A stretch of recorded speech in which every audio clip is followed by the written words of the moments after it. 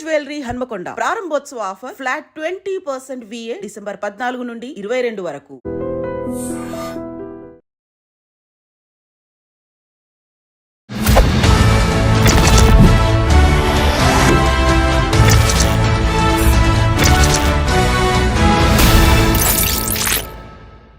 అందరికీ నమస్కారం. నేను Swarupa Potlapalli. Welcome to I dream. ఈ మధ్య సోషల్ మీడియా సెన్సేషన్గా రియాజ్ సలీం పేరు ఎక్కువగా వినిపిస్తోంది. సోషల్ మీడియాలో ముఖ్యంగా యూట్యూబ్, ఇన్స్టా ఏది ఓపెన్ చేసినా అతని రీల్సే కనిపిస్తూ ఉన్నాయి. అతనికి ఇప్పుడు ల్యాక్స్లో, మిలియన్స్లో ఫాలోవర్స్ ఉన్నారు. అయితే అతని స్టైల్ చూస్తే అసలు అమ్మాయా అబ్బాయా అనే డౌట్స్ చాలా మందికి వస్తున్నాయి. రియాజ్ సలీంకి సంబంధించి అనేక ఇంట్రెస్టింగ్ విషయాలను చెప్పడానికి ట్రాన్స్జెండర్స్ హెల్త్ ఎక్స్పర్ట్ రచన ముద్రబోయిన నాతో పాటు ఉన్నారు. ఆవిడతో మాట్లాడదాం. హలో రచన. హాయ్. మీరు కూడా చూస్తున్నారు కదా, రియాజ్ సలీంని ఫాలో అవుతూ ఉన్నారు. చాలా మందికి అతని గురించి అనేక డౌట్స్ ఉన్నాయి. అసలు రియాజ్ సలీం ఎవరు? రియాజ్ సలీం తను ఒక ఫెమినైన్ గే అని కూడా చెప్పుకోలేదు. జెండర్ నాన్ బైనరీ క్వియర్ పర్సన్గా చెప్పుకుంటున్నారు ఆయన. సో ప్రిఫర్డ్ జెండరు మేలే అని చెప్తున్నారు చాలా మటుకు. ట్రాన్సిషన్ చేసుకుంటానా, ట్రాన్స్జెండరా అన్న వాటి మీద అంటే ఆయనకు ఒక క్లారిటీ ఉంది. తనకి జెండర్ ఎప్పుడైతే మేల్ అన్నారో తను ఫెమినైన్, నాన్ బైనరీ యాక్చువల్గా. సో అంటే ఈ నాన్ బైనరీ అనేవాళ్ళు మన చుట్టూ చాలామంది కనిపిస్తారు. ఎవరైతే మేల్గా పుట్టి ఫెమినైన్గా కొద్దిగా ఉండేవాళ్ళు ఉన్నారో వాళ్ళ జెండర్ మేలే చెప్పుకుంటారు. బట్ కానీ ట్రాన్స్ అయితే కాదు వాళ్ళు. బట్ ట్రాన్స్గా వాళ్ళు గుర్తించుకున్నప్పుడు మనం కాదని కూడా అనలేము. సో ట్రాన్స్జెండర్లో ట్రాన్స్ విమెన్, ట్రాన్స్ మెన్ ఎట్లా ఉన్నారో జెండర్ నాన్ బైనరీ వాళ్ళు కూడా ఉన్నారు. వాళ్ళు మేలు ఫీమేల్లో సెట్ చేసుకోరు. ఐదర్ ఫెమినైన్గా ఉంటారు లేదా ట్రాన్స్ మెన్ అయితే మ్యాస్కులైన్గా ఉంటారనమాట. సో అదొక identity. It's a part of transgender community only unless until they identify themselves. Riaz Salim గురించి మీకు బాగా తెలుసు. అతను ఎక్కడ పుట్టాడు, ఏం చదువుకున్నాడు, ఇప్పుడు ఏం చేస్తున్నాడు, వాటి గురించి మీ ద్వారా అతని స్టోరీ తెలుసుకోవాలని. చాలా కష్టపడి నా ఫ్యామిలీ నుంచి వచ్చారు వారు. కేరళలోకి వచ్చి ఏరియాలో చాలా డ్రీమ్స్ తోటి చాలా మటుకు తను మేకప్ ఆర్టిస్ట్ లాగా ఎదగాలి అని ఎంతో కష్టపడి, వాళ్ళ అమ్మగారు కూడా చిన్న ఉద్యోగం 10,000 సంపాదించి ఇల్లుని గడుపుకునే ఆ స్థాయిలో నుంచి ఈరోజు తనకంటూ ఒక ప్రత్యేకమైన ఇల్లు, బంగ్లా కట్టుకునే ప్లానింగ్లో నిజంగా ఉన్నారు అంటే నిజంగా హర్షించదగ్గ విషయం. ఎంతో కృషి ఉండుంటుంది యాక్చువల్గా తను. సో ఇనీషియల్గా జస్ట్ ఒక మేకప్ ఆర్టిస్ట్గానే తనకి ఆడమ్మాయిలాగా లిప్స్టిక్ పెట్టుకోవటము, ఐ ల్యాషెస్, ఐ మేకప్ చేసుకోవటము, ఫ్లాషీగా కొన్ని ప్రోడక్ట్స్, బ్యూటీ ప్రోడక్ట్స్ని ప్రమోట్ చేసేలాగా తన రీల్స్ అన్నీ ఉన్నాయి. ఆ విధంగానే తను ఎగ్జిబిట్ చేసుకున్నారు. రీల్స్ కూడా ఉన్నాయి. బట్ ఆల్ ద సడన్ ఒక మంచి ప్రోగ్రెస్ తనలో ఏం కనపడింది అంటే నాట్ ఓన్లీ అంటే they are educated actually. Riyaz సలీంలో ఉన్న ఒక్క బెస్ట్ స్ట్రెంగ్త్ మనకు చూసినప్పుడు he is very good at English, very good at articulation in whatever the LGBTQ politics గురించి మాట్లాడటంలో, ఫెమినిజం గురించి మాట్లాడటంలో, కాస్టిజం గురించి మాట్లాడటంలో చాలా క్లారిటీ ఉంది తనకి.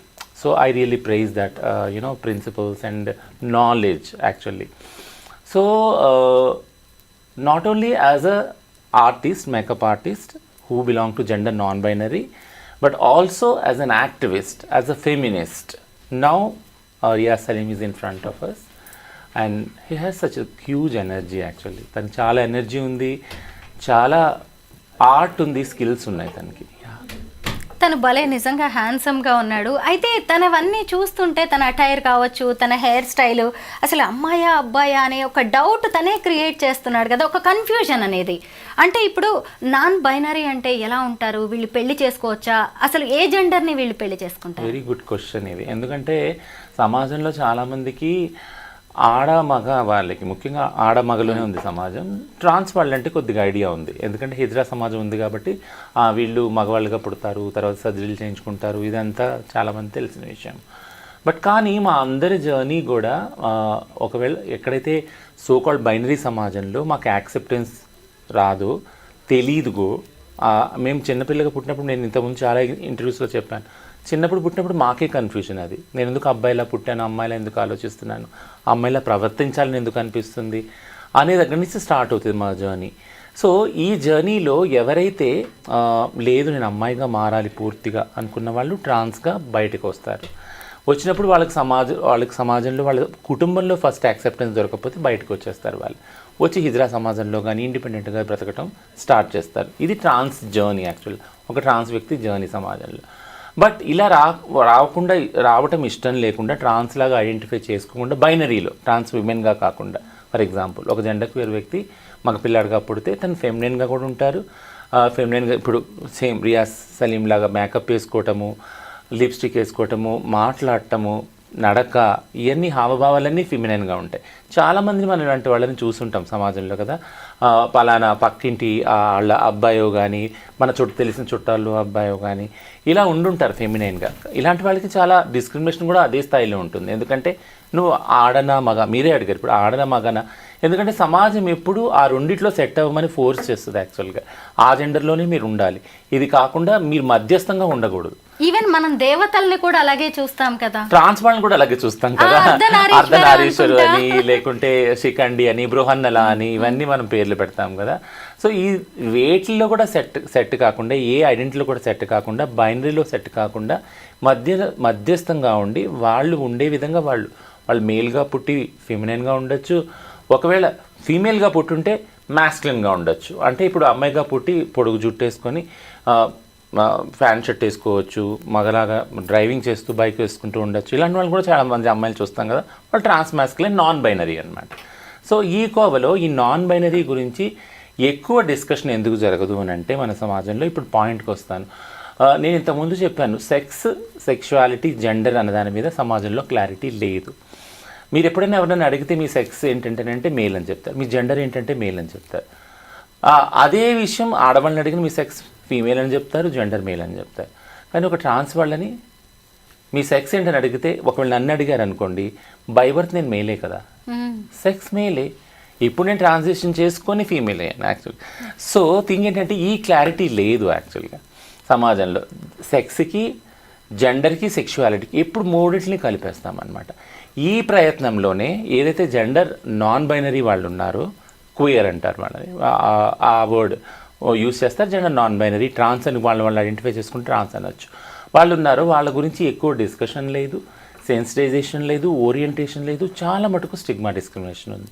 వాళ్ళ మీద ఒక ఫోర్స్ ఏముందంటే అయితే మీరు బైనరీలోనే సెట్ కాండి అని. సో దీని గురించి సెన్సిటైజేషన్ చాలా కావాలి, ఓరియంటేషన్ సమాజంలో చాలా కావాలి. ఇప్పుడు రియాజ్ సలీం అనే అబ్బాయి అంటే మెంటాలిటీ అమ్మాయిలాగా ఉంది, అపియరెన్స్ మాత్రం అబ్బాయిలాగా ఉంది. అంటే తను సర్జరీస్కి వెళ్ళి ఫిజికల్గా తనను తాను మార్చుకోవట్లేదు, అలా కూడా ఉండొచ్చు అంటారు. అలా కూడా ఉండొచ్చు, అదే డైవర్సిటీ కదా యాక్చువల్గా. అంటే ఇప్పుడు నేను మగపిల్లాడుగా పుట్టి ఆడపిల్లలాగా నేను ప్రవర్తించడం వల్ల దానివల్ల ఎవరికి నష్టం లేదు కదా, ఎవరికి లేదు. ఇలాగే ఉండాలని ఏంటి అంటే, దీన్ని మళ్ళీ ఇంకో రకంగా కూడా నేను ప్రశ్నిస్తాను. ఆడవాళ్ళు అంటే ఇలానే ఉండాలని ఎక్కడుంది, మగవాళ్ళు అంటే ఇలానే ఉండాలని ఎక్కడుంది. మనం అంటే ఇది ఇలా ఉండాలని అనాదిగా వస్తున్నది ఒక కోఆర్డినేషన్ కోసమని అది అందరికీ అర్థమవుతుంది, ఇంక్లూడ్ ఎల్జీబీటీ వాళ్ళకు కూడా ఆ విషయం అర్థమవుతుంది. పొద్దున్న లెగిస్తే ఆడ మగ మనకి ఆ బ్రెయిన్ అలా ట్యూన్ చేసుకోవడం బట్టి మనకి ఒక వెసులుబాటు ఉంది, ఒక కన్ఫ్యూజన్ లేకుండా ఉంటుందని మనకు తెలుస్తుంది. బట్ కానీ ఈ రెండిట్లో కూడా సెట్ కాని వాళ్ళు ఉన్నారు చాలామంది. ట్రాన్స్ వాళ్ళు అయితే కొంతమంది ట్రాన్స్ వాళ్ళు ఆ మహిళలోనే సెట్ అవుదాం అనుకునే వాళ్ళు ఉన్నారు, ట్రాన్స్ మెన్లో సెట్ అవుదాం అనుకున్నారు. ఈ రెండిట్లో కూడా సెట్ కాని వాళ్ళు మన సమాజంలో చాలామంది ఉన్నారు. వాళ్ళ వల్ల నష్టం ఏం లేదు యాక్చువల్గా, ఈ బైనరీ వాళ్ళకి నష్టం లేదు. ఈ సో కాల్డ్ కోఆర్డినేషన్ ఏదైతే ఉందో, టాయిలెట్స్ కానీ లేకుంటే మేల్ ఫీమేల్ ఏదైతే కోఆర్డినేషన్ ఉందో అది వీళ్ళ ద్వారా కూడా కావచ్చు, వీళ్ళని కూడా ఇంక్లూడ్ చేసుకొని కావచ్చు. అది నేను చెప్పేది. That's not a challenge actually. Gender non binary అనేది సమాజంలో ఒక ఛాలెంజ్ కాదు, సమాజం దాన్ని ఒక ఛాలెంజ్గా సృష్టించి దాని చుట్టూ ఒక వివక్షతని అల్లింది అనమాట. అంటే ఇతను ఒక అమ్మాయిని పెళ్లి చేసుకొని పిల్లల్ని కనేంత కూడా ఉంటుంది. అది తన రైట్ కదా యాక్చువల్గా. రచన, ఇప్పుడు మీ ఆధార్ కార్డ్ కావచ్చు, పాన్ కార్డ్ కావచ్చు, లేదంటే మీ ఇతర సర్టిఫికేట్స్లో జెండర్ ఏముంటుంది, ఫీమేల్ అనే ఉంటుందా? నేను ట్రాన్స్ అనే పెట్టుకున్నాను, అన్నిట్లో ట్రాన్స్జెండర్ అనే ఉంటుంది. అయితే ఫీమేల్ అని మార్చుకోవడానికి చట్టంలో వెసులుబాటు కూడా ఉంది. ఇప్పుడు ఏదైతే transgender person protection of rights act వచ్చిందో అది రూల్స్ ఫామ్ అయ్యేటప్పుడు 2020 ఒక డిస్కషన్ జరిగింది కన్సల్టేషన్ అప్పుడు. ఏమన్నారంటే కొంతమంది ట్రాన్స్జెండర్ వాళ్ళు మాకు ట్రాన్స్జెండర్ అని వద్దు ఐడెంటిటీ కార్డు, మాకైతే మేల్ అని ఇవ్వండి ఫీమేల్ అని ఇవ్వండి. ఓకే, నాల్సా జడ్జిమెంట్ కూడా అదే చెప్తుంది కదా. నాల్సా జడ్జిమెంట్ ట్రాన్స్జెండర్ వాళ్ళకి you can identify your self yes a male female transgender అని చెప్తుంది. సో ఆ జడ్జిమెంట్ని నేట ఉంచకుండా రూల్స్ కూడా ఉండాలి. ఎందుకంటే రూల్స్ ఒకవేళ దానికి ఎగెనిస్ట్కి వెళ్ళిందంటే ఎనీబడి కెన్ ఛాలెంజ్, ఎలా సుప్రీంకోర్టు ఉత్తర్వులు మీరు పాటించలేరని. సో ఇందులో ఒకటి వెసులుబాటు చేశామంటే ట్రాన్స్జెండర్ సర్టిఫికేట్ మీకు వచ్చాక ఏదైనా ఒక మెడికల్ ప్రొసీజర్ స్టార్ట్ చేసి, అది మెడికల్ కావచ్చు, ఏదైనా ట్రాన్సిషన్ ప్రొసీజర్ కావచ్చు. ఉదాహరణకి లేజర్ ట్రీట్మెంట్ కానీ, హార్మోన్ థెరపీ కానీ, అట్లీస్ట్ ఒక కౌన్సిలింగ్ సెషన్ కానీ ట్రాన్స్జెండర్ వాళ్ళు తీసుకుంటే వాళ్ళు ఆ డాక్టర్ తోటి ఒక సర్టిఫికేట్ తీసుకొని ఆ వెబ్సైట్లో అప్లోడ్ చేసినప్పుడు వాళ్ళకి మేల్ ఫీమేల్గా సర్టిఫికేట్స్ వస్తాయి. ఎల్జీబీటీక్యూ ఈ కమ్యూనిటీ గురించి కూడా జనాల్లో చాలా గందరగోళం అనేది ఉంది. వీళ్ళు ఎవరెవరు ఎలా ఉంటారో చెప్పగలరా? So LGBTQ is self flexible. L అంటే లెస్బియన్, జీ అంటే గే, బి అంటే బైసెక్షువల్, టీ అంటే ట్రాన్స్జెండర్ వాళ్ళు, ఐ అంటే ఇంటర్సెక్స్ వాళ్ళు, ఏ అంటే అసెక్షువల్. యాక్చువల్గా అబ్రివేషన్ వరకు ఓకే, ఎవరెవరు ఎలా ఉంటారు? సో ప్లస్ అనేది ఇంకా వేరే వేరే ఐడెంటిటీస్ ఉన్నాయి. చాలా పెద్ద ఐడెంటిటీస్ యాక్చువల్గా. ఎందుకంటే చాలా డిఫరెన్స్ ఉంది. ఎందుకంటే ఇప్పుడు హిజ్రా అనేది కూడా ఒక ఐడెంటిటీ, కిన్నర్ అనేది ఒక ఐడెంటిటీ, నూపి మాన్వి అనేది నార్త్ ఈస్ట్లో ట్రాన్స్ వాళ్ళ ఐడెంటిటీ, తిరునంగై అనేది సౌత్ వాళ్ళలో తమిళనాడులో ఒక ఐడెంటిటీ. సో ప్రాంతాన్ని బట్టి కూడా ఐడెంటిటీస్ ఉన్నాయన్నమాట ఎల్జీబీటీక్యూఐలో. అందుకని ప్లస్ అనే దాన్ని వాడారు. ఇక విషయానికి వస్తే ఎవరు లెస్బియన్, ఎవరు గే, ఎవరు బైసెక్షువల్ అంటే ఇది సెక్షువల్ ఐడెంటిటీ. సెక్షువాలిటీ అంటే సెక్షువల్ అట్రాక్షన్ ఏదైతే ఉందో, ఒక మహిళ రెండో మహిళ పట్ల సెక్షువల్గా అట్రాక్ట్ అయినప్పుడు దీన్ని సెక్షువల్ అట్రాక్షన్ అంటున్నారు. బట్ మేము లవ్ అని అంటాం. అది యాక్చువల్గా ప్రేమలో పడినప్పుడు, ప్రేమించినప్పుడు, ప్రేమతో ఇద్దరు ఒకటైనప్పుడు వాళ్ళని లెస్బియన్ అంటున్నాం. అలానే ఒక పురుషుడు ఇంకొక పురుషుని ప్రేమించినప్పుడు, సెక్షువల్గా అట్రాక్షన్ ఉన్నప్పుడు వాళ్ళిద్దరి మధ్య గే అంటున్నాం. అదే ఒక మహిళ కానీ పురుషుడు కానీ ఇద్దరి పట్ల ఆకర్షితమైనప్పుడు వాళ్ళని బైసెక్షువల్ అంటున్నాం. ఇది ఒక సెక్షువల్ ఐడెంటిటీ యాక్చువల్గా. ట్రాన్స్జెండర్ అనేది జెండర్ ఐడెంటిటీ. సో దీనిలో ముఖ్యంగా సమాజం నిర్ణయించిన రోల్స్ వస్తాయన్నమాట. మగ ఆడ రోల్స్ ఉన్నాయి సమాజంలో. ఇవి కాకుండా మిగిలిన వాళ్ళు ఎవరైతే ఉన్నారో వాళ్ళందరూ ట్రాన్సే. అంటే ఒక ట్రాన్స్ విమెనే కాదు, ట్రాన్స్ మెన్నే కాదు, మిగిలిన వాళ్ళు నేను ఇప్పుడు చెప్పిన ఈ జెండర్ నాన్ బైనరీ వాళ్ళు కూడా రావచ్చు అందులో యాక్చువల్గా. సో ఏదైతే జెండర్ ఉందో అది సమాజం క్రియేట్ చేసింది. సెక్స్ ఏదైతే ఉందో పుట్టుకతో వచ్చింది. సెక్షువాలిటీ అనేది మనిషి మధ్య ఆకర్షణ. So this is the very clear. నేను ఈ మధ్య కాలంలో కొన్ని పెళ్ళిళ్ళు చూశాను. లెస్బియన్స్ పెళ్ళిళ్ళు చేసుకుంటున్నారు, అంటే ఇద్దరు అమ్మాయిలు పెళ్ళిళ్ళు చేసుకుంటున్నారు. గేస్ పెళ్లి చేసుకుంటున్నారు, అంటే ఇద్దరు అబ్బాయిలు పెళ్లి చేసుకుంటున్నారు. అక్కడ నెక్స్ట్ జనరేషన్ అనే ప్రసక్తే లేదు. అయినా పెళ్ళి అనేది ఎందుకు అనివార్యం అవుతుంది? ఎందుకు వీళ్ళు పెళ్ళి అనేది చేసుకొని కలిసి ఉండాలనుకుంటున్నారు? సో పెళ్ళి అనేది ఇప్పుడు మనం చూసాం కదా, అంటే ఒక మనిషి తోడు అనే దాని మీదనే ఒక ఫ్యామిలీ వ్యవస్థ కూడా నిర్మితమైంది. కుటుంబ వ్యవస్థ అనేది ఒక మనిషికి ఒక ఆడవ్యక్తి, ఒక మగ వ్యక్తి, ఒక మగ వ్యక్తికి ఆడవ్యక్తి కావాలనే దాని మీద కుటుంబ వ్యవస్థ నిర్ణయించబడింది. బట్ కుటుంబ వ్యవస్థ చుట్టూ ఒకవేళ పిల్లలు పంటారు వాళ్ళని, కొంతమంది పిల్లలు కనలేని వాళ్ళు కూడా ఉన్నారు, పుట్టిన వాళ్ళు కూడా ఉన్నారు. అలా అనేది కుటుంబం కాదని మనం అనలేము కదా. పిల్లలు పుట్టిన వాళ్ళు ఎవరైతే మ్యారేజ్ చేసుకుని ఉన్నారో మొగుడు పిల్లలు, ఒకవేళ వాళ్ళకి పిల్లలు పుట్టలేదనుకో అది ఫ్యామిలీ అనకుండా ఉంటామా? ఫ్యామిలీ అంటాం వాళ్ళని కూడా. వాళ్ళకి కొన్ని కారణాల వల్ల పిల్లలు కలగలేదు. అదేదన్నా కావచ్చు, ఏ మెడికల్ కారణాల వల్ల కావచ్చు, వాళ్ళు వద్దనుకోవచ్చు, వాళ్ళంతటా వాళ్ళు పిల్లల్ని అని కొన్ని రోజుల తర్వాత అనుకోవచ్చు. పిల్లలు పుట్టడం అయితేనే, పిల్లలు పుడితేనే వాళ్ళ ఫ్యామిలీ అని మాత్రం అనలేము కదా. అదొకటి. రెండోది ఏంటంటే పిల్లలు కనడానికే పెళ్లి చేసుకోవట్లేదు అందరూ. ఇది మళ్ళీ చెప్తున్నాను ప్రతి ఇంటర్వ్యూలో. ఎందుకంటే reproduction is not the ultimate goal for the family or the marriage institution. ఒక మనిషికి ఇంకో మనిషి ప్రేమతోటి, సపోర్ట్ తోటి ఉండడానికి అయ్యే ఒప్పందం మ్యారేజ్. ఓకేనా? అది అరేంజ్డ్ రిలేషన్షిప్ అన్నా కావచ్చు, లివ్ ఇన్ రిలేషన్షిప్ అన్నా కావచ్చు, ఒక వ్యక్తికి సపోర్ట్గా నిలబడేది ఆ వ్యవస్థ యాక్చువల్గా. దాని చుట్టూ కల్చరల్ పరంగా మనం అల్లింది ఏంటంటే, ఒక అబ్బాయి ఒక అమ్మాయి కలిసి ఉండాలి అంటే పెళ్లి చేసుకుంటే, వాళ్ళు ఒకవేళ విడిపోదలుచుకుంటే, వాళ్ళ మధ్య ఉన్న గొడవలు అయితే అలాంటి గొడవల్ని డీల్ చేయడానికి మనం కొన్ని చట్టాలని, కొన్ని కల్చర్ని మనం దాని చుట్టూ ఫ్రేమ్ చేసాం. సమాజం అనేది ఫ్రేమ్ చేసింది. ఎందుకంటే పెళ్ళి అనే ఒక ఇన్స్టిట్యూషన్ని కాపాడటానికి, ప్రొటెక్ట్ చేయడానికి. ఎప్పుడంటే అప్పుడు ఇద్దరు వ్యక్తుల దగ్గరకు వచ్చి, ఇప్పుడు ఆడ మగ పెళ్లి చేసుకున్నప్పుడు ఖచ్చితంగా పిల్లలు పుడతారు. వాళ్ళు ఇష్టం వచ్చినప్పుడు వెళ్ళిపోయారనుకో, విడిపోయారనుకో, ఆ పిల్లల భవిష్యత్తు ఏమవుతుంది కదా. సో ఆ పిల్లల భవిష్యత్తు, అలాగే మానసిక మెంటల్ హెల్త్ ఏదైతే ఉంటుందో, ఒకళ్ళ మీద ఒకళ్ళు డిపెండెంట్ అయి ఉంటారు ఎమోషనల్గా, ఆ మెంటల్ హెల్త్ని ప్రొటెక్ట్ చేయడానికని డైవర్స్కి సంబంధించిన చట్టాలు, డొమెస్టిక్ వైలెన్స్ సంబంధించిన చట్టాలు ఇవన్నీ ఫ్రేమ్ చేసుకున్నారు దాన్ని కాపాడుకోవటానికి, ప్రొటెక్ట్ చేసుకోవటానికి.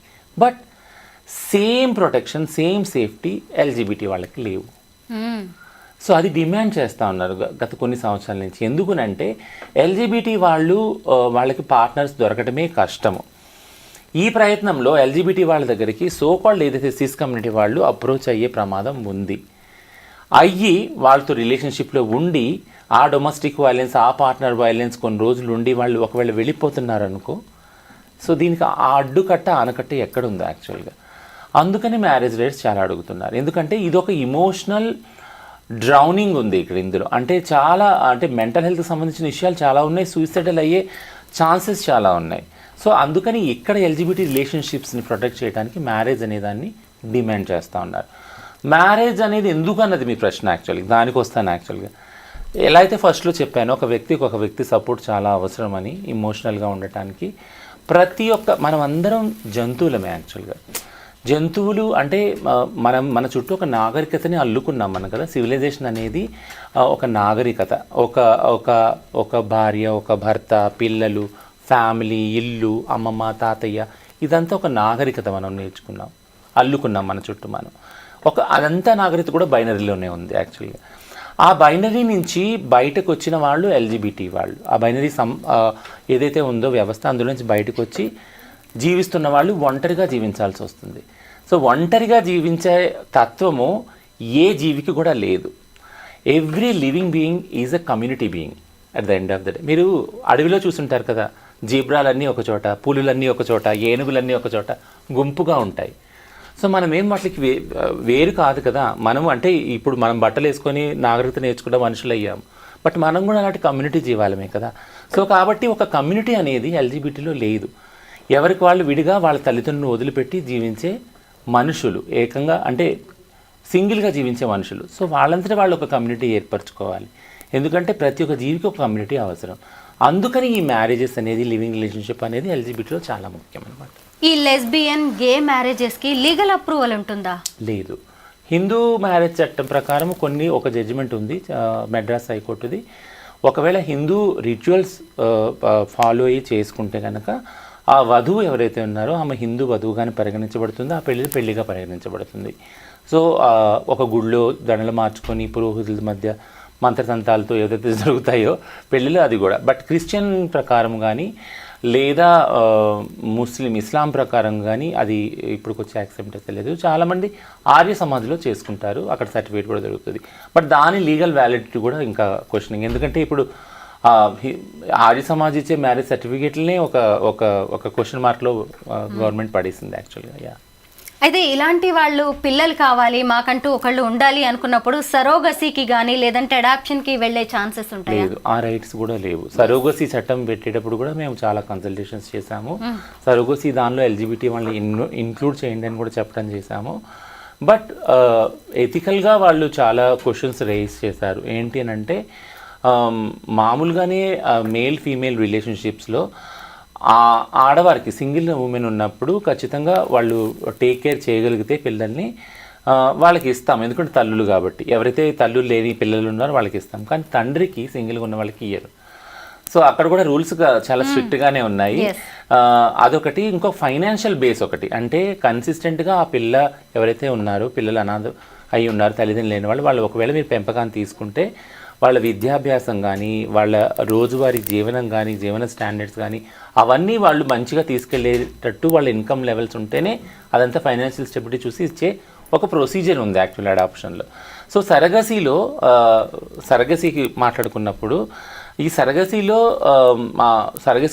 చాలా మటుకు గే వాళ్ళు వాళ్ళకి పుట్టే పిల్లలకి సంబంధించిన ఏదైతే ఉన్నాయో అది ఎవరికి కనాలి, ఎలా కనాలి, దానికి ఒకవేళ కంటే దానికి ఆ పుట్టిన పిల్లల్ని వాళ్ళకి ఒక మంచి ఫ్యూచర్ ఇవ్వగలుగుతారా కదా. ఇప్పుడు ఇప్పుడు చాలామంది ట్రాన్స్జెండర్ వాళ్ళు పెంచుకుంటున్నారు చాలా కొన్ని కాలాలుగా. పలానా వ్యక్తి ట్రాన్స్జెండర్ వాళ్ళ కొడుకు కూతురు అనేది ఒక వివక్షత మళ్ళీ వాళ్ళకి అంటుకుంటుంది. గే వాళ్ళైనా అంతే, లెస్బియన్ వాళ్ళు అంతే. ఒకవేళ మన స్కూల్ సిస్టమ్స్లో, అడ్మినిస్ట్రేషన్ సిస్టమ్స్లో తండ్రి కానీ తల్లి కానీ వచ్చి సంతకం పెట్టాలి, ఖచ్చితంగా వాటిని డిక్లేర్ చేయాలి డాక్యుమెంట్స్లో. ఇదంతా ప్రొసీజర్స్ చాలా కష్టతరంగా ఉన్నాయి కదా. వీటిలన్నింటినీ ఒక ఛాలెంజ్గా వస్తుంది ఎల్జిబిటీ వాళ్ళకి. సరోగసీ కానీ లేక అడాప్షన్ కానీ రైట్స్ వస్తే చాలా ప్రాబ్లమ్స్ వస్తాయని అప్పుడు డిస్కషన్ అయ్యి దాన్ని పక్కన పెట్టడం జరిగింది. సో సరోగసీ రైట్స్ ఇప్పుడు కూడా లేవు, ఎవరికి లేవు. గేస్ కి కానీ లెస్బియన్స్ కి ఎవరికి ఉండవు. పిల్లల్ని దత్తత తీసుకోవడం విషయంలో అదే ఆ దత్తత విషయం ఏది లేదు, దత్తత విషయం లేదు, సరోగసీ కూడా లేదు. ఈ మధ్య కాలంలో ట్రాఫిక్ కానిస్టేబుల్స్, ట్రాఫిక్ అసిస్టెంట్స్గా కొంతమందిని ట్రాన్స్జెండర్స్ని తీసుకున్నారు కదా, 44 మెంబర్స్ని. మీ ఫ్రెండ్ వాళ్ళకి సంబంధించిన వాళ్ళందరూ, జాస్మిన్. అయితే ఇప్పుడు వాళ్ళని ట్రాఫిక్ వాలంటీర్స్గా తీసుకోవడం మీద కూడా చాలా నెగిటివ్ కామెంట్స్ వస్తున్నాయి. ఎందుకంటే ఇప్పటికే చాలామంది వెళ్ళిపోయి కలెక్షన్స్ చేస్తున్నారు, ఎక్కడ చూసినా రోడ్ల మీద ఎక్కువగా ట్రాన్స్జెండర్స్ వీళ్ళే కనిపిస్తున్నారు. మళ్ళీ వీళ్ళని ఇలాగ గవర్నమెంట్లోకి తీసుకొచ్చేసి వీళ్ళకి ఇంకా ఎక్కువ పవర్స్ ఇవ్వడమే అని కూడా కొన్ని విమర్శలు వచ్చాయి. దానికి మీరు ఏం సమాధానం చెప్తారు? అంటే మేము ఇచ్చినప్పుడు మేము 2 విషయాలు మేము అనుకున్నాం. ఏంటంటే ఆల్రెడీ ఇంతకుముందు అనుకున్న చాలా క్రైమ్ ట్రాన్స్జెండర్ కమ్యూనిటీ మీద ఉంది. రోజువారీ హింస జరుగుతుంది, వాళ్ళని రౌడీలు కొట్టడము, రక్తసిక్తం చేయటము. నిన్న కూడా ఒకటి జరిగింది. మేమేమనుకున్నామంటే ఇప్పుడు ఒకవేళ ట్రాఫిక్ వాలంటీర్గా వెళ్తే పోలీస్ డిపార్ట్మెంట్తో సన్నిహితంగా పనిచేస్తే ఖచ్చితంగా డిపార్ట్మెంట్ లైన్స్లో వాళ్ళకి ఒక ప్రొటెక్షన్ దొరుకుతుంది అని మేము అనుకున్నాం యాక్చువల్గా. సో అది కూడా ఒక మంచి జరుగుతుంది మన వాళ్ళకి. ఒకటి లైవ్లీహుడ్, ఎంప్లాయ్మెంట్ దొరుకుతుంది, రెండోది ప్రొటెక్షన్ కూడా దొరుకుతుంది అనుకున్నాం. ఇంకా వదలకుండా భిక్షాటనలో అంటే మనకి ప్రస్తుతం వచ్చింది 44 మందికి ఉద్యోగాలు. అది కూడా 6 months వరకు పైలట్ ప్రాజెక్ట్ యాక్చువల్గా. అందులో 21 మంది ట్రాన్స్ మెన్ ఉన్నారు, 23 మంది ట్రాన్స్ విమెన్ ఉన్నారు. సో వాళ్ళ కోసం కొన్ని రోస్టర్ పాయింట్స్ మళ్ళీ తక్కువ చేయడం కూడా జరిగింది. దాని ప్రకారం సెలెక్షన్ చేయడం కూడా జరిగింది. ఇది కన్నా సక్సెస్ అయితే ఒక ప్రాపర్ నోటిఫికేషనే వెళ్తుంది గవర్నమెంట్ నుంచి, వేరే వేరే డిస్ట్రిక్ట్స్లో నుంచి కూడా తీసుకొని ప్రాపర్ ఎగ్జామ్స్ కానీ టెస్ట్లు కానీ తీసుకుంటారు. I think it will be successful. ఎందుకంటే ఈ సో కాల్డ్ పైలట్ ప్రాజెక్ట్కే చాలామంది వచ్చారు యాక్చువల్గా. 50 మంది అన్నప్పుడు 100 మంది దాకా అక్కడ అడగడం జరిగింది. అందులోంచి కరెక్ట్ ఎవరైతే సూటబుల్ ఉన్నారో వాళ్ళని సెలెక్ట్ చేయడం జరిగింది. బట్ భిక్షాటన అనే దానిలో మార్పు నేను అంటున్నాను కదా, ఈ ఒక్క 50 లేదా 44 మంది ఉద్యోగం రావటం వల్ల మొత్తం కమ్యూనిటీ చేంజ్ అవుతుంది అనుకోవటం చాలా, అంటే it's over expectation and over simplification actually కదా. ఎందుకంటే ఉద్యోగాల్లో 1% హారిజాంటల్ రిజర్వేషన్ అడిగాం మేము యాక్చువల్గా. అంటే ప్రతి ఒక్క పబ్లిక్ సర్వీస్ దానిలో, తెలంగాణ పబ్లిక్ సర్వీస్ దానిలో ప్రతి ఒక్క పోస్ట్లో కూడా హారిజాంటల్లో 1% అడిగాం. ఆ విధంగా చూసుకున్నట్టయితే మాలో చాలామంది గ్రాడ్యుయేషన్ కంప్లీట్ చేసిన వాళ్ళు చాలామంది ఉన్నారు, పోస్ట్ గ్రాడ్యుయేషన్ చేసిన వాళ్ళు చాలామంది ఉన్నారు. ఆ విధంగా అందులో భిక్షాటంలో ఉన్నవాళ్ళు ఆటోమేటిక్గా ఆ వయసు లోబడిన వాళ్ళు, ఇప్పుడు వయసు సడలింపు కూడా మాకు వర్తింపజేస్తారు, ఉన్నవాళ్ళు ఖచ్చితంగా అప్లై చేస్తారు. 1% రిజర్వేషన్ వస్తే ఎక్కువ మంది పబ్లిక్ సర్వీస్లోకి వెళ్తారు, జాబ్స్ వస్తాయి. అప్పుడు ఏమన్నా తగ్గడానికి ఆశించవచ్చు. కానీ ఈ కొద్దిపాటి 44 జాబ్స్లో ఈ భిక్షాటన అనేది మారుతుంది, సెక్స్ వర్క్ మారుతుంది. It's over expectation actually. అంటే ఇది ఇంకా చెప్పాలంటే వీళ్ళకి ఇంకా మనం పవర్స్ ఇవ్వడమే, మనల్ని ఇది చేయడానికి, ఇబ్బంది పెట్టడానికి అనే వాళ్ళకి మీరు ఏం చెప్తారు? బట్ ఇప్పుడు ప్రస్తుతం పవర్ ఏం లేదు కదా, వాళ్ళు ఓన్లీ ట్రాఫిక్ వాలంటీర్స్. అంటే ట్రాఫిక్ ఎక్కడైతే సిగ్నల్స్ ఉన్నాయో అక్కడ నిలబడి ఓన్లీ వాళ్ళు వచ్చేపోయే వాటికి సిగ్నల్స్ చూపిస్తూ ఉంటారు అంతే. గవర్నమెంట్ పర్టికులర్ ఏదైనా జాగాలు ఏదైనా ఈవెంట్ అయితే అక్కడ వాళ్ళని వాడతారు. సో కాబట్టి ఇదేమీ అంటే పవర్తో కూడుకున్న పోలీస్ జాబ్ కాదు యాక్చువల్గా. ఇట్స్ ఎ డ్యూటీ ఓరియంటెడ్, అది కూడా ట్రాఫిక్ ఓరియంటెడ్ యాక్చువల్గా. So this is not equal to police. Correct. Yeah. అయితే ఇవాళ కూడా మీరు ఒక గవర్నమెంట్కి సంబంధించిన మీటింగ్కి అటెండ్ అయ్యారు. ఏంటి ఆ మీటింగ్లో ఏం డిస్కస్ చేశారు, ఎందుకు ఆ మీటింగ్ కండక్ట్ చేశారు? సో తరచూ ఇప్పుడైతే ఏదైతే ట్రాన్స్జెండర్ డిపార్ట్మెంట్ సపరేట్గా ఫామ్ అయ్యింది, Telangana state department for empowerment of disability persons, senior citizens and transgender persons. ఇది మహిళా శిశు సంక్షేమ శాఖతో పాటు అనుబంధంగా పనిచేస్తుంది. సీతక్క కింద ఉంటుందా? సోషల్ వెల్ఫేర్ కింద ఉంటుంది. Seethakka department women and child development, దాంతో అనుసంధానంగా ఈ డిపార్ట్మెంట్ పనిచేస్తుంది. సో ప్లానింగ్ వచ్చి విమెన్ అండ్ చైల్డ్లో జరుగుతుంది. ఏ ప్రోగ్రామ్స్ ఎలా ఇంప్లిమెంట్ చేయాలి, బడ్జెట్ అనేది అక్కడ ఎలొకేట్ అవుతుంది. వాళ్ళ నుంచి ట్రాన్స్ఫర్ అయ్యి ఈ ప్రోగ్రామ్స్ అన్నీ ఫామ్ అవుతాయి అన్నమాట. ఇప్పుడు సోకాల్డ్ ఏదైతే ట్రాన్స్జెండర్ క్లినిక్స్ ఉన్నాయో 33 డిస్ట్రిక్ట్స్లో అవి, అట్లనే ఈ జాబ్స్ ట్రాన్స్జెండర్కి సంబంధించిన 44 ఏవైతే ట్రాఫిక్ ఈ జాబ్స్ ఇవన్నీ కూడా ఆ బడ్జెట్లో నుంచి ఆ డిపార్ట్మెంట్ నుంచే వస్తాయి యాక్చువల్గా. సో దానికి సంబంధించి ఇంకా చాలా పని చేయవలసి ఉంది. 33 క్లినిక్స్ ఎలా పనిచేయాలి, 33 డిస్ట్రిక్ట్స్లో కూడా ఫుట్ఫాల్ పెంచాలి, ట్రాన్స్ క్లయింట్స్ రావాలి ఆ క్లినిక్కి కదా. So almost all government has expended చాలా బడ్జెట్ దానికి ఎక్స్పెండ్ చేసింది ఒక్కొక్క డిస్ట్రిక్ట్లో క్లినిక్ని ఎస్టాబ్లిష్ చేయడానికి. ఇప్పుడు మనకు ట్రాన్స్జెండర్ వాళ్ళని అక్కడికి పంపాలి యాక్చువల్గా. దానికోసం ఒక ప్రాపర్ ప్లానింగ్ జరుగుతూ ఉంది. ఎలా వాళ్ళు మొబిలైజ్ చేయాలి, ఏమన్నా కౌన్సిలర్స్ ముఖ్యమా, ఎందుకంటే మా వాళ్ళు హెల్త్ అనేది చాలా తక్కువ కేర్ తీసుకుంటారు, ఎందుకంటే నెగ్లెక్ట్ చేస్తారు. మాకు లైఫ్కున్న వాల్యూవే తగ్గిపోతుంది కదా. ఇప్పుడైతే డబ్బు ఉండదు, ముఖ్యంగా డబ్బు ఉన్న కొద్ది డబ్బు ప్రైవేట్ ఒకవేళ హెల్త్ కేర్లో అయిపోతే చాలా అయిపోతుంది, లక్షలుగా అవుతుంది. ఇంకొకటి ఏంటంటే అసలు ఎందుకు మనం హెల్త్ గురించి కేర్ తీసుకోవాలి, మన దగ్గర డబ్బు ఉన్నా కూడా. అంటే ఎలానో ఎప్పుడప్పుడు పోతాం కదా, ఇంక లైఫ్లో ఏముంది మిగిలి అని లైఫ్ మీద ఆసక్తే లేదు యాక్చువల్లీ చాలామంది. అందుకని హెల్త్ మీద కూడా ఆసక్తి లేదు. ఒకవేళ చూపించుకోవాలంటే డబ్బులుంటే ప్రైవేట్ సెక్టర్లో కొన్ని లక్షలు ఖర్చు అయిపోతాయి, ఉన్న సేవింగ్స్ అన్నీ దానికి అయిపోతాయి యాక్చువల్లీ. సో ఇప్పుడు మా ప్లానింగ్ ఏంటి అంటే ఎలా ఇప్పుడు ట్రాన్స్జెండర్ క్లినిక్ అంటే ఓన్లీ ట్రాన్సిషన్ కాదు, అన్ని హెల్త్ ఇష్యూస్ ఆ క్లినిక్లో చూసేలాగా, మెంటల్ హెల్త్ ఇష్యూస్, అలానే క్రానిక్ డిజీజెస్, డయాబెటిక్, ఇవన్నీ కూడా చూపించుకోవడానికి రెగ్యులర్గా టెస్ట్ చేయించుకోవడానికి కూడా క్లినిక్స్ వెళ్ళచ్చు. బట్ 1 డే ఇచ్చారు పర్ వీక్. ఫ్యూచర్లో ఒకవేళ ఫుట్ఫాల్ పెరిగితే ఇంకా పెరగచ్చు. ప్లానింగ్ అంతా జరుగుతుంది. అంటే మీరు సర్జరీస్ చేయించుకోవడానికి కూడా ఆర్థికంగా సాయం చేస్తుందా ప్రభుత్వం? ఖచ్చితంగా చేస్తానంటుంది, ఎందుకంటే రేషన్ కార్డ్స్ ఏవైతే ఉన్నాయో అది ఆరోగ్యశ్రీ మాకు కూడా అప్లికబుల్ అవుతుంది. వైట్ రేషన్ కార్డ్స్ ఉన్న వాళ్ళకి రేషన్ కార్డ్ ప్రొసీజర్లో కొద్దిగా క్లారిటీ రావాలి యాక్చువల్గా. చాలా మందికి ఇంతకుముందు వచ్చినాయి, బట్ సింగిల్ ఉమెన్ ఏవైతే కార్డ్స్ ఉన్నాయో అవి డిఫాల్ట్ అయినవి, అవి మాకు ఇవ్వటం స్టార్ట్ చేశారు. అంటే ప్రతి ఒక్క గవర్నమెంట్కి ఒక నోషన్ ఏంటంటే ట్రాన్స్జెండర్ అంటే is equal to hijra, trans మహిళలు వీళ్ళే ఉంటారు, ఎందుకంటే వీళ్ళే కనపడతారు మనకి. But trans is a larger umbrella కదా. Trans men, trans women, trans feminine, trans masculine, gender non binary, ఇన్ని డైవర్సిటీస్ ఉన్నాయి కదా. సో ఈ ప్రొసీజర్లో వాళ్ళు ఇప్పుడు ఎక్కడొచ్చి స్టాల్ అయిందంటే, మేము ఆల్రెడీ ఫ్యామిలీస్తో ఉన్న జాగాలో మా పేర్లు ఉన్నాయి రేషన్ కార్డులో. సో మేము బయటకు వచ్చేసినప్పుడు ఆ పేర్లు తీయలేదు, ఇంకా మాకు సపరేట్ కార్డు ఇవ్వాలంటే అక్కడ అది ప్రాబ్లం అవుతుంది. సో దానికి ఒక పాలసీ డెవలప్ చేయాలి. అంటే అమౌంట్ ఎలా ఇస్తుంది మీకు, ఎన్ని లక్షల వరకు? సేమ్ ఆరోగ్యశ్రీలో మిగిలిన వాళ్ళకి ఎంత అప్లికబుల్ ఉందో అదే అమౌంట్ ట్రాన్స్ వాళ్ళకి కూడా అప్లికబుల్ ఉంటుంది, అదే అమౌంట్ ఉంటుంది. మాకు ఒకవేళ సర్జరీస్ లిస్ట్ ఇచ్చింది గవర్నమెంట్, ఉస్మానియాలోనే జరుగుతాయి సర్జరీస్, అంతటా జరగవు. ఒక ప్రొసీజర్స్ కూడా లే డౌన్ చేసింది. అంటే సైకలాజికల్ అసెస్మెంట్ ఇవన్నీ జరిగినాక ఒకవేళ తెల్ల రేషన్ కార్డు ఉంటే దాన్ని లింక్ చేసుకుని ఆరోగ్యశ్రీ అప్పుడు వస్తుంది. It's not a small procedure, it's a big procedure. దానికి standard operative procedures, guidelines కూడా ఫ్రేమ్ చేస్తుంది. మన ప్రభుత్వం దగ్గరే ఇంత ఉన్నప్పుడు మళ్ళీ చాలా మంది ట్రాన్స్జెండర్స్ ఎందుకు ఢిల్లీ, ముంబై వరకు వెళ్ళి సర్జరీస్ చేయించుకుంటున్నారు? మంచి క్వశ్చన్ అది. అంటే ఇది గవర్నమెంట్ కూడా అడిగారు యాక్చువల్గా, మన దగ్గర కూడా బయట చేయించుకుంటున్నారు. అది థింగ్ ఏంటంటే జెండర్ డిస్ఫోరియా అనేది అలా ఉంది యాక్చువల్లీ. ఎవరికన్నా కానీ సర్జరీస్ చేసుకోవాలి అసలు ఎందుకు అవసరం అని ఆలోచించే వాళ్ళకి ఒకటే ప్రశ్న ఏంటంటే, జెండర్ డిస్ఫోరియా కండిషన్లో ట్రాన్స్ వ్యక్తులు చాలా సూసైడల్ అవుతారు. అందులో ఒక ట్రాన్సిషన్ సర్జరీ ఒకటే కాదు, అంటే మెయిల్ ఏదైతే సెక్స్ మార్చుకునేది, male to female, male to male ఏదైతే ఉందో అది కాకుండా మనం ఇంతకుముందు మాట్లాడుకున్న ఫెమినైజేషన్ ప్రాసెస్.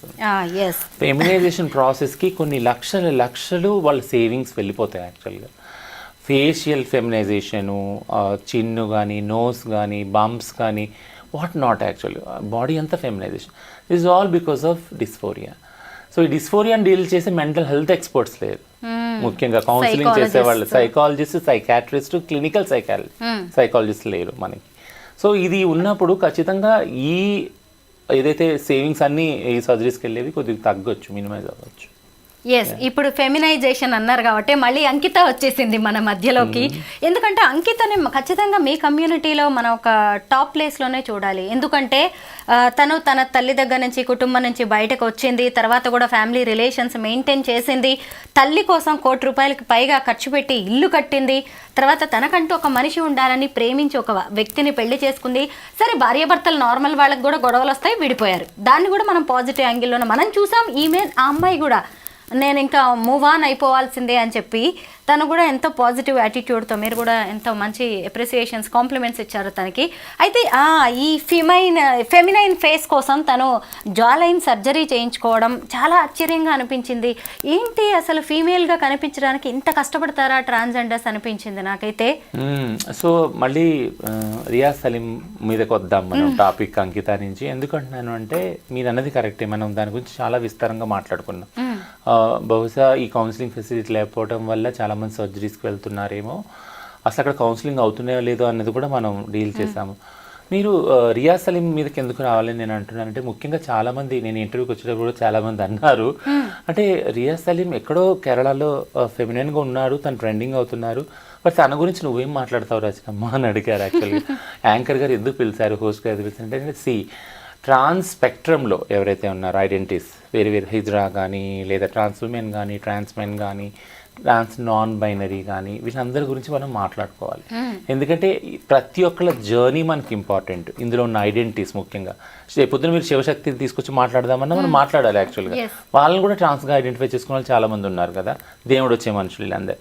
ముఖ్యంగా రియాజ్ సలీం గురించి నేను ఎందుకు అంటున్నాను అంటే, రియాజ్ సలీము చూసినప్పుడు ఎంత పవర్ఫుల్ ఆయన పర్సనాలిటీ చూసినప్పుడు నాకేమనిపిస్తుంది అంటే, ఎడ్యుకేషన్ ఒక మనిషిని ఒక ఒక ఒక మైనారిటీ కమ్యూనిటీ నుంచి రిప్రజెంట్ చేసినా కూడా ఎంత పవర్ఫుల్ పొజిషన్లోకి తీసుకొచ్చి కూర్చోపెడదన్నదాన్ని పెట్టచ్చు అన్నదానికి బెస్ట్ ఎగ్జాంపుల్ రియాజ్ సలీం. యాక్చువల్గా the way he speaks about every topic, not leave the makeup అదంతా పక్కన వదిలిపెట్టండి, బ్యూటీ ప్రోడక్ట్స్ ఇవన్నీ, బ్యూటీ టిప్స్ అవన్నీ కూడా పక్కన పెట్టినాక, as a personality, as an individual ఆయన బిల్డప్ చేసుకున్న ఆయన పర్సెప్షన్స్ అరౌండ్ ఫెమినిజం కానీ, ఆయన ఇంటర్వ్యూస్ చూశాను, ఆయన సెల్ఫ్ రీల్స్ కూడా చాలా చూశాను నేను.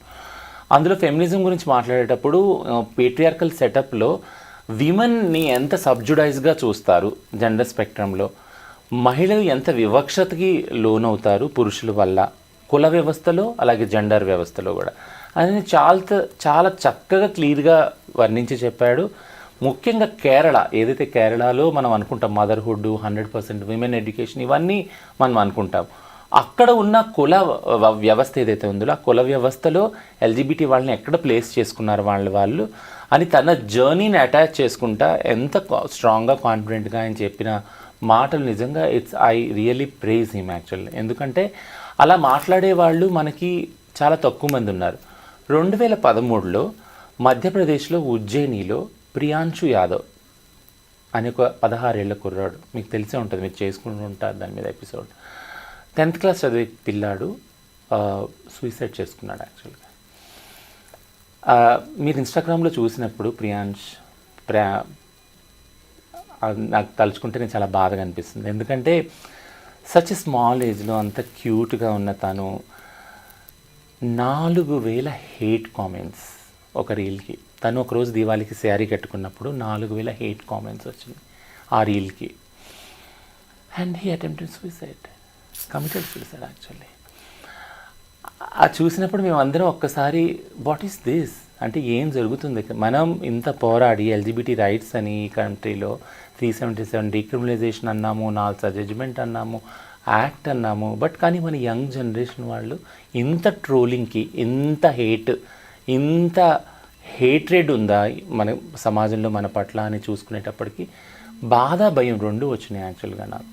ఎందుకంటే తను కూడా సిమిలర్గా మేకప్ ఆర్టిస్ట్ అయ్యి ఎన్నో కళ్ళు కానీ ఎంతో పేరు తెచ్చుకొని ఎదగాలి, తన కెరియర్ చేసుకోవాలి ఒక డాన్సర్గా, ఒక మేకప్ ఆర్టిస్ట్గా అనుకున్న చిన్న పిల్లోడు సూసైడ్ చేసుకునేటప్పటికి we have seen that gender non binary అన్న వాళ్ళకి ఎంతటి వివక్షత ఉంది సమాజంలో. 4000 హేట్ కామెంట్స్ యాక్చువల్లీ ఆ ఇన్స్టాగ్రామ్ ఐడి కింద ట్రోల్ చేశారు యాక్చువల్లీ. సో అదొకటి. ఇంకొకటి నాకు తెలిసిన ఇక్కడ హైదరాబాద్లో ఒక చిన్న కేస్ స్టడీ చెప్తాను. ఒక పిల్లాడు ఇట్లానే జెండర్ నాన్ బైనరీ పిల్లాడు,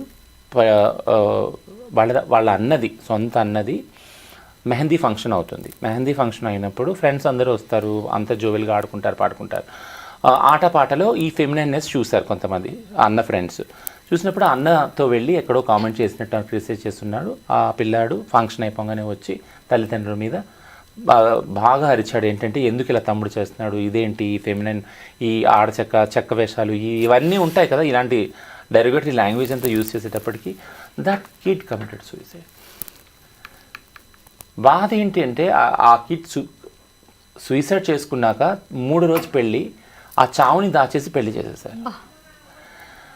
so the violence towards gender non binary is silenced. వాళ్ళు 2 మెసేజ్లు వాళ్ళకి వెళ్ళేది ఏంటంటే better you be in 2 roles. ఉంటే మగపిల్లాడుగా ఉండు, లేకుంటే ఆడపిల్లలాగా ఉండు, లేకుంటే నీకు అసలు ఈ ఫ్యామిలీలోనే చోట్లేదు.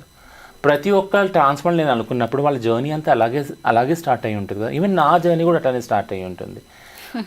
నేను అంటే కొన్ని పెక్యులర్ కేసెస్లో నేను ఆడపిల్ల అనుకున్నాను, బట్ కొంతమంది మగపిల్లగా పుట్టి మగపిల్లగానే ఉండి ఆడపిల్లగా మేకప్ వేసుకోవటం, జుట్టు పెంచుకోవటం అని చేసుకునేవాళ్ళు.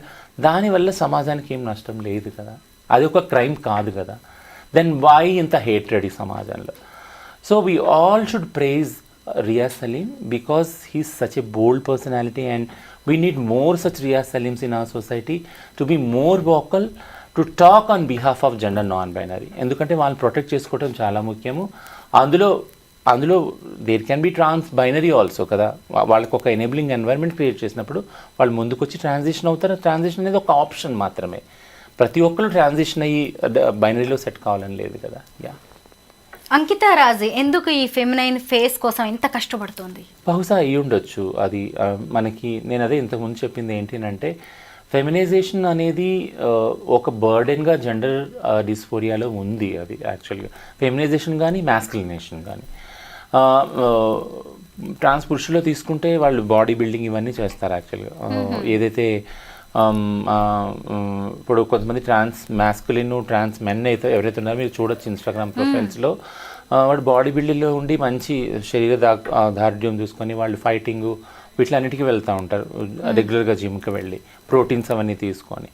థింగ్ ఏంటంటే వాళ్ళలో అంటే మ్యాస్కులైజేషన్ కోసం ఏం సర్జరీస్ లేవు ఫర్ ఎగ్జాంపుల్, బట్ వాళ్ళ శరీరాన్ని ఎంత మ్యాస్కులైన్ చేసుకోవాలన్నది వాళ్ళు జిమ్కి వెళ్ళి చేసుకుంటారు. సేమ్ క్వైట్ ఆపోజిట్గా ట్రాన్స్ మహిళలు కూడా ఫెమినైజేషన్ వైపు వెళ్తారు యాక్చువల్లీ.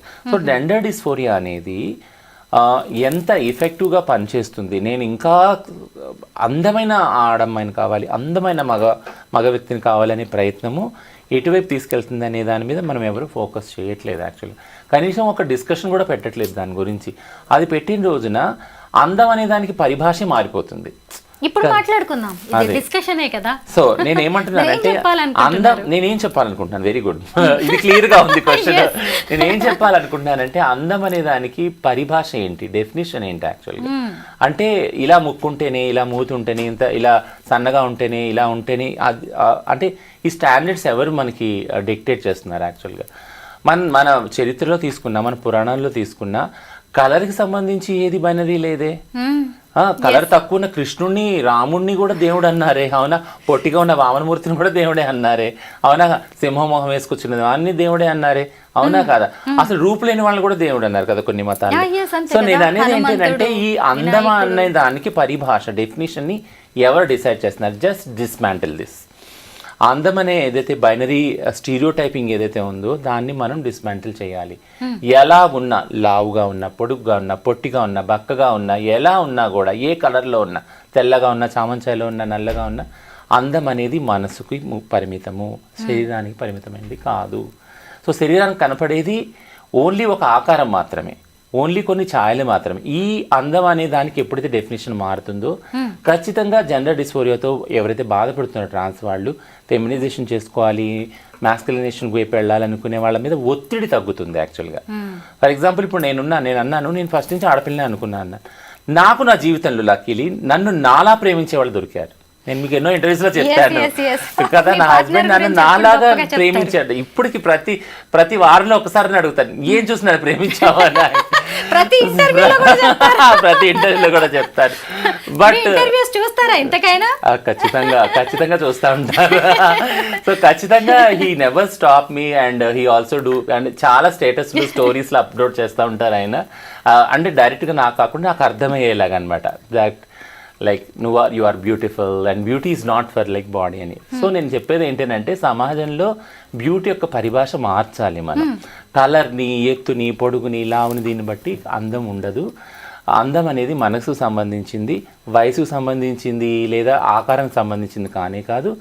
మనిషిని మనిషిగా ప్రేమించడం స్టార్ట్ చేయాలి అనేదాన్ని ఒక సమానత్వాన్ని ఎప్పుడైతే మనం ప్రచారం చేస్తామో, అమల్లో తీసుకొస్తామో, అప్పుడు ఇది గ్రాడ్యువల్గా తగ్గిపోతుంది. కానీ రియాజ్ సలీం గురించి కామెంట్స్ చూస్తున్నప్పుడు నాకు నిజంగా మీతో ఇలా ఒక ఇంటర్వ్యూ చేయాలి అనిపించింది. ఎందుకంటే దేని గురించైనా నాకు ఏ డౌట్ వచ్చినా ట్రాన్స్ కమ్యూనిటీకి సంబంధించి నేను మిమ్మల్ని ముందు పిలుస్తాను. ఎందుకంటే మీరు స్టడీ చేస్తారు, చాలా దగ్గరగా వాళ్ళతో ఉంటూ ఉంటారు, కాబట్టి మీరైతేనే ఇంకాస్త ఆడియన్స్కి ఇన్ఫర్మేషన్ ఇవ్వగలరు అనిపిస్తూ ఉంటుంది. నాకు కూడా మిమ్మల్ని కలవడానికి ముందు అందరికీ ఉన్నట్టే ట్రాన్స్ మీద కొన్ని అపోహలు ఉండే, భయాలు ఉండే. ఎందుకంటే కొంతమంది బయట కనిపిస్తున్న వాళ్ళు అలా ఉన్నారు. మీరు కూడా చెప్తూనే ఉన్నారు కదా, వాళ్ళలో మార్పు కోసం మేము కూడా ప్రయత్నిస్తున్నాము అని చెప్పి. ఇప్పుడు పోలీసు, ట్రాఫిక్ వాలంటీర్స్ నుంచి కూడా మంచి మెసేజ్ వెళ్ళే ఛాన్స్ ఉంది. మొత్తానికి రియాజ్ సలీం గురించి చాలా మంచి ఇన్ఫర్మేషన్ మాకు ఇచ్చారు. Thank you Rachana, thank you so much. Thank you.